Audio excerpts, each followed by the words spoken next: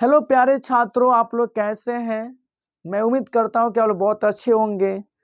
मैं आप सबको अपने चैनल स्ट्रीम्स क्लासेस में आप सबको स्वागत करता हूं। देखिए, मैं आप लोग के लिए एक परिमेय लेकर आया हूं जो मैट्रिक 10 क्लास 2022 के लिए VBI क्वेश्चन है, जो ये यदि एग्जाम में पूछेगा तो पक्का 5 नंबर का ही पूछेगा और मुझे पूरा चांस है कि ये 5 नंबर का पक्का आएगा। जिस परिमेय का नाम है पाइथागोरस परिमेय, जो कहते हैं कि एक समकोण त्रिभुज का खंड का वर्ग यदि कर दीजिएगा तो अन्य शेष दो भुजाओं के वर्गों के बराबर होता है। यही आपके परिमेय का नाम है। इसको आप लोग 8वां नहीं बल्कि 5वां से पढ़ते हुए आते हैं और 10 क्लास में आपको सिद्ध करना होता है। और ये सिद्ध करने का जब बच्चा नाम सुनता है तो इससे दूर भागने लगता है। तो मैं आपको गारंटी देता हूँ कि दूर भागने नहीं देंगे, इसके करीब लाने देंगे, क्योंकि मैं ऐसे ढंग से ज्योमेट्री का ही अध्ययन करा रहा हूँ जो कि मुझे लगता नहीं कि किसी बच्चे को थोड़ा दूर हो जाए। मैं गारंटी देता हूँ कि आपसे दूर कभी नहीं होगा। चलिए, तो एक शानदार वीडियो की मैं आपको स्वागत करता हूँ और ये मैं बना रहा हूँ। तो देखिए, बोला है एक समकोण त्रिभुज, समकोण आया है तो समकोण का मतलब है एक ऐसा त्रिभुज जिसका एक कोण समकोण हो, उसी को समकोण त्रिभुज कहा जाता है। तो हम यहाँ एक समकोण त्रिभुज बनाएंगे, ठीक है। और मैं यहाँ एक समकोण त्रिभुज बनाए तो यहाँ तो 90 देना होगा। यहाँ पर A ले लेता हूँ, ये B ले लिया, ये C ले लिया।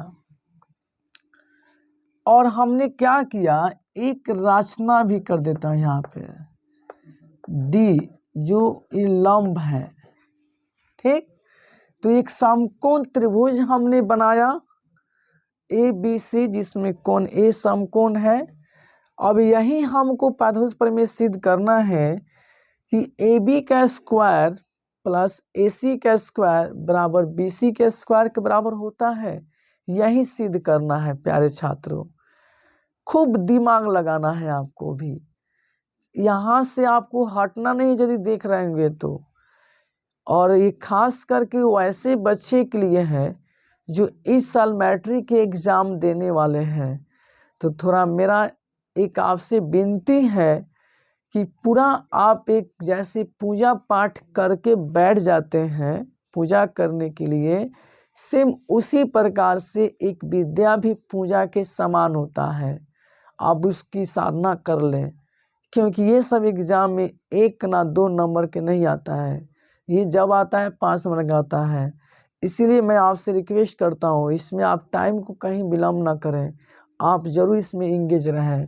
तो चलिए हम देखता हूँ ये कैसे सिद्ध करना। तो सबसे पहले लिखेंगे दिया है, तो क्या दिया है, तो एक समकोण त्रिभुज है। एक समकोण त्रिभुज में क्या दिया है, तो एक समकोण त्रिभुज ABC है जिसमें कोण A समकोण है। इतना तो दे दिया। अब हमको सिद्ध क्या करना है, ये दिखाना है, सिद्ध करना है कि AB का स्क्वायर जो है प्लस BC के स्क्वायर जो है, BC नहीं ना, AB और AC का स्क्वायर जो हो BC के स्क्वायर के बराबर हो जाएगा, ठीक है। तो एक हम रचना यहाँ लिए हैं, वो रचना का नाम लिखेंगे कि A से AD लंब BC डाला है।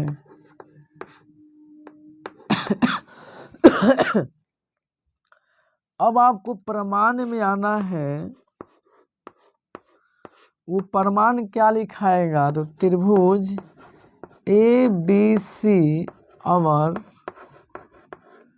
त्रिभुज ABD में, यानी हमने एक पूरा बड़ा त्रिभुज लिया और एक छोटा त्रिभुज लिया हूँ।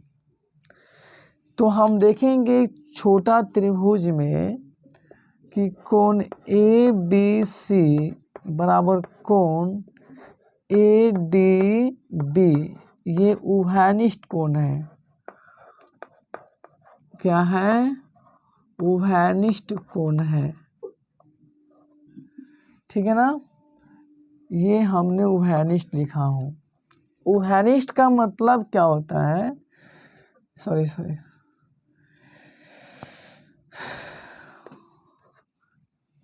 ये ऊ मैं दिया हूँ, इस हमको लगा कि इधर है।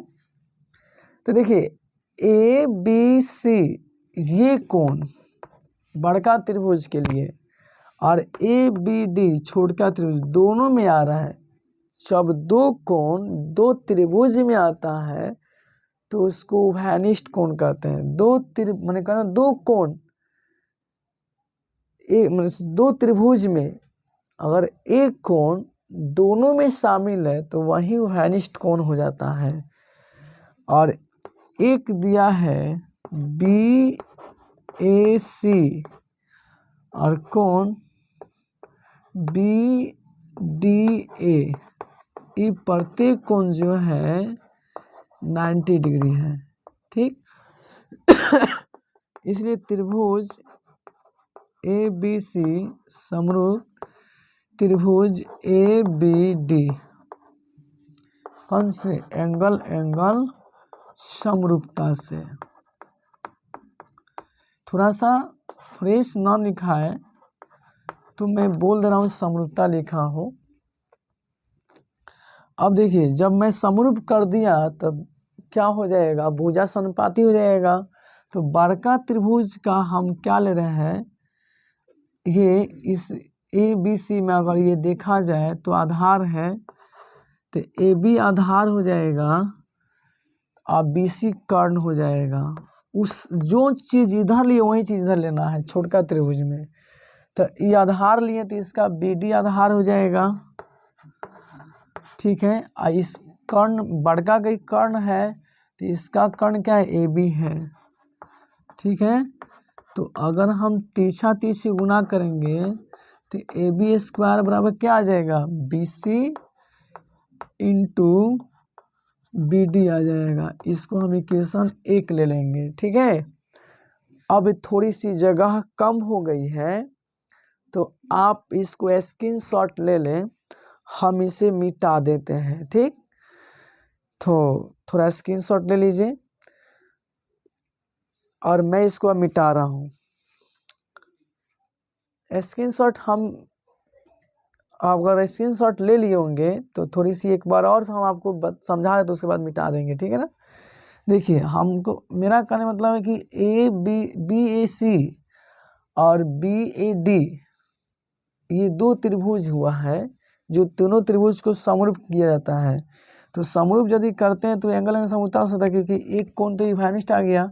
आई बड़का त्रिभुज में छोटका त्रिभुज में क्या है? समकोण है। तो जिसके तौर से क्या समरूप हो गया। जब समरूप होता है भुजा समानुपाती होता है। मैंने कहा था कि जब दो त्रिभुज समरूप होती है तो उसकी संगत कोण समान होती है, भुजा समानुपाती होती है। भुजा समानुपाती है, संगत कोण से हमको कोई मतलब नहीं इसमें।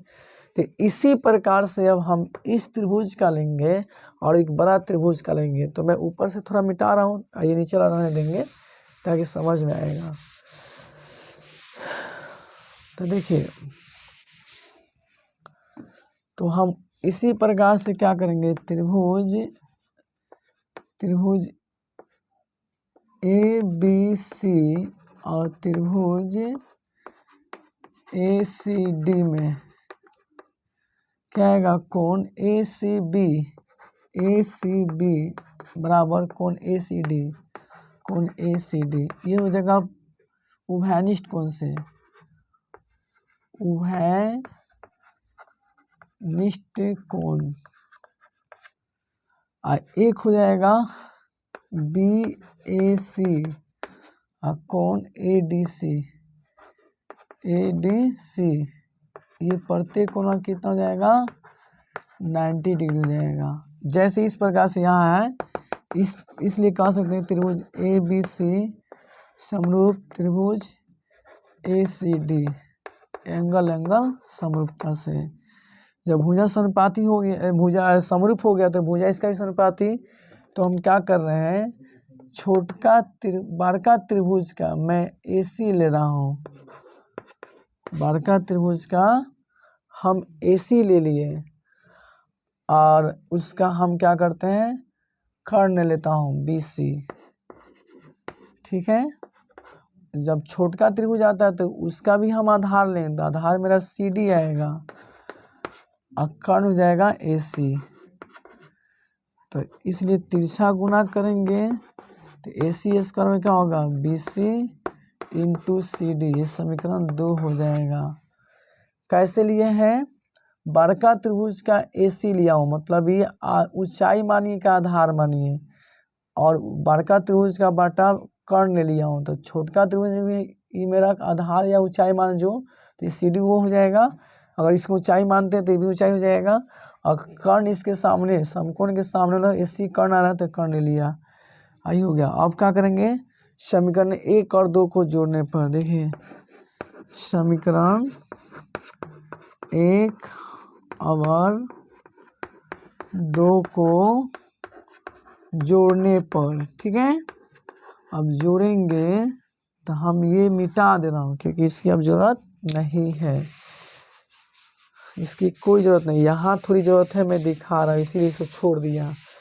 अब जोड़ना है ना, तो समीकरण 1 यहाँ है, समीकरण 2 ये है, तो जोड़ूंगा तो क्या आएगा, AC स्क्वायर प्लस AB का स्क्वायर, और ये क्या हो जाएगा, पहले 1 और 2 ऊपरी वाला लिख देता हूँ, BC into CD plus BC into BD। अभी में से हम BC कॉमन कर लेंगे तो CD प्लस BD आएगा, जो कि BC गुना CD ये प्लस BD ये मिलकर क्या बनेगा, BC बनेगा। इस तरह से BC स्क्वायर आ जाएगा, और तो हम कह सकते हैं AC स्क्वायर बराबर AB स्क्वायर बराबर BC स्क्वायर प्रूव्ड हुआ। इस तरह से प्यारे छात्रों, मैंने आपको पाइथागोरस प्रमेय को सिद्ध किया, जो कि आप 5 क्लास से इस पर मैथ पढ़ते आ रहे हैं। कैसे कि मान लीजिए एग्जाम्पल है, अगर 5 के स्क्वायर जो है 3 के स्क्वायर प्लस 2 के स्क्वायर के बराबर है, मतलब 4 के स्क्वायर, तो ये पाइथागोरस प्रमेय लागू होगा, और नहीं है तो गलत हुआ। तो यही हम लोग 5 क्लास से बच्चे को पढ़ाते हैं, और यहाँ 10 क्लास में इसको सिद्ध करके बच्चे को बताते हैं लोग। इस तरह से मैं आपसे उम्मीद करता हूँ कि मैं आपको समझाया, आपको बहुत बेहतर ढंग से समझ में आया होगा। तो मेरे रिम्स चैनल को सब्सक्राइब कीजिएगा, अपने दोस्तों में शेयर कीजिएगा, और कमेंट में ज़रूर लिखकर बताइएगा कि मेरा वीडियो आपको कैसे लगा है। जय हिंद, जय भारत।